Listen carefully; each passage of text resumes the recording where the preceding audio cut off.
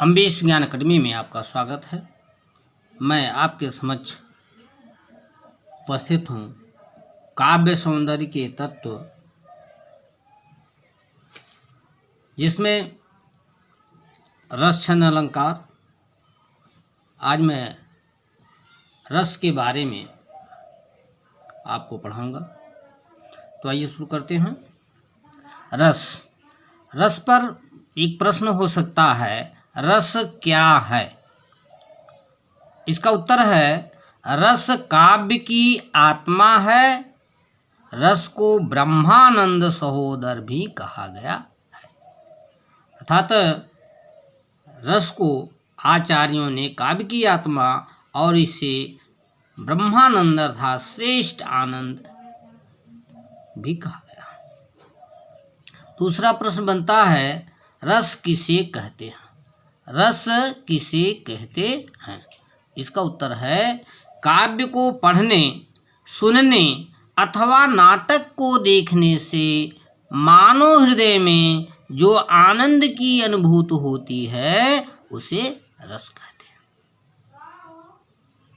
इस प्रकार से और आचार्य भरत मुनि ने रस की परिभाषा को इस प्रकार से प्रतिपादित किया है, विभावानुभाव व्यभिचारी संयोगादरस्य निष्पत्ति।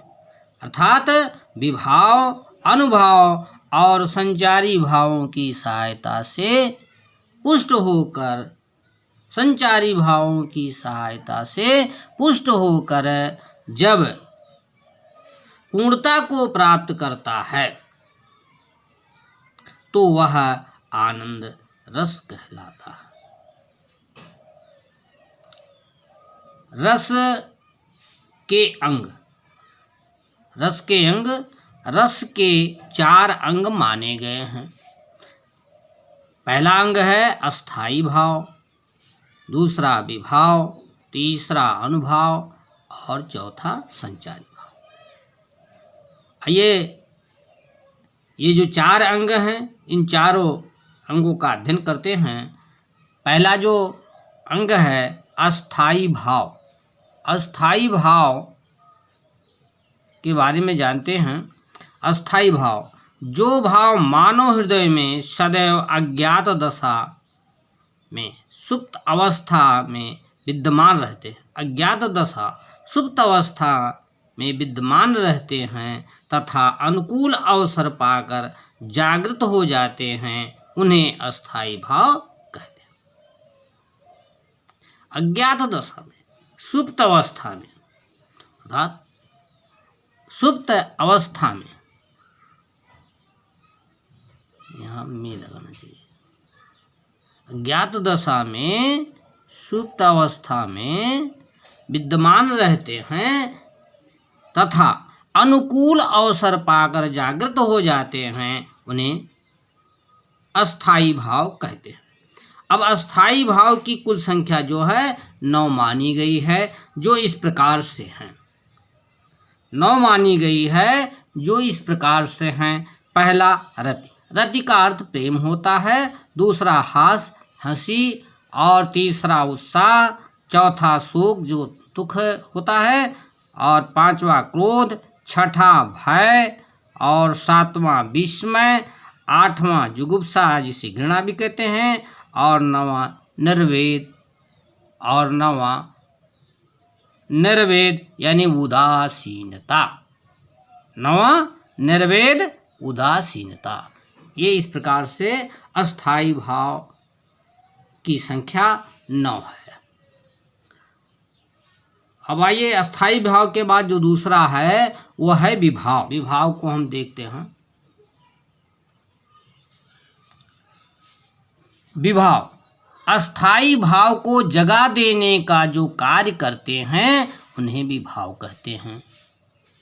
अर्थात जिसके कारण अस्थाई भाव जागृत होते हैं, यानी जागते हैं, उसे विभाव कहते हैं। विभाव 2 प्रकार के होते हैं। कितने प्रकार के होते हैं? 2 प्रकार के। पहला आलंबन विभाव और दूसरा उद्दीपन विभाव। आइए इनके बारे में जानते हैं। आलंबन विभाव क्या है? आलंबन विभाव जिसके प्रति मन में अस्थाई भाव जागता है वह आलंबन विभाव होता है, जिसके प्रति।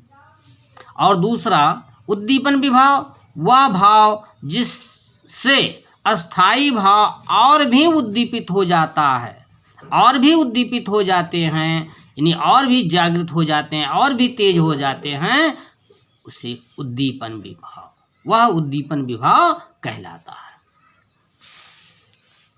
अब इसके बाद तीसरे नंबर पर है अनुभाव। अनुभाव अस्थाई भाव के जागृत होने पर आश्रय जो भी बाह्य चेष्टाएं करता है उसे अनुभाव कहते हैं। अनुभाव के 4 भाग हैं, अर्थात अनुभाव के 4 भाग हैं, 4 अंग हैं। पहला सात्विक, दूसरा कायिक, तीसरा वाचिक और चौथा आहार, ये 4 अनुभाव के भाग हैं। आइए संचारी भाव। संचारी भाव अस्थाई भाव के जागृत होने पर आश्रय के मन में उठने वाले अस्थिर मनोभावों को संचारी भाव कहते हैं। अर्थात अस्थाई भाव के जाग जाने पर आश्रय के हृदय में जो अस्थिर मनोभाव उत्पन्न होते हैं उसे संचारी भाव कहते हैं। ये संचारी भाव क्षणिक होते हैं। संचारी भाव अनेक रसों में संचरण करता रहता है, इसलिए इसे व्यभिचारी भाव भी कहते हैं। संचारी भाव की कुल संख्या 33 है। कितनी है? 33 है। अब वो है, पढ़ते हैं हम। संत्रास, मोह, मति, चपलता, लज्जा, मद, उन्माद, अपस्मार, आवेग, धृति, गर्व, वितर्क, विषाद, दैन्य, उग्रता, स्वप्न, श्रम, चिंता, ग्लानि, अमर्ष, शंका, स्वकृति, आलस्य, जड़, मरण, रण, असूया, हर्ष, निद्रा, व्याधि, विबोध, उत्सुकता और 33वां है निर्वेद। इस प्रकार से आज के वीडियो में इतना ही। आगे हम रसों की संख्या के बारे में बताएंगे। धन्यवाद।